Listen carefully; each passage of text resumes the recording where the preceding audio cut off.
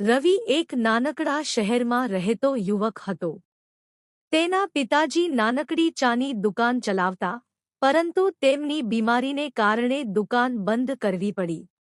ઘર ચલાવવાની જવાબદારી હવે રવિ પર આવી પડી. રવિએ વિચાર્યું, નાની શરૂઆત કરું, પણ કંઈક અલગ કરું. તેણે શહેરના કોલેજ પાસે એક નાનું બર્ગર સ્ટોલ શરૂ કર્યું.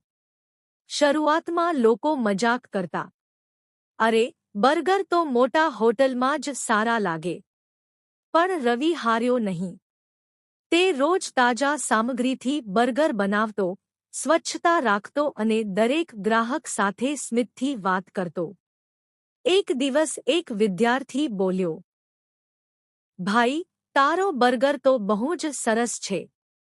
ધીરે ધીરે વાત ફેલાતી ગઈ. રવિના બર્ગર માટે લાઈન લાગવા લાગી. તેણે ભાવ સસ્તા રાખ્યા અને ગરીબ બાળકોને ક્યારેક મફત બર્ગર પણ આપ્યા. 5 વર્ષમાં રવિ પાસે પોતાનું નાનું બર્ગર કેફે થઈ ગયું.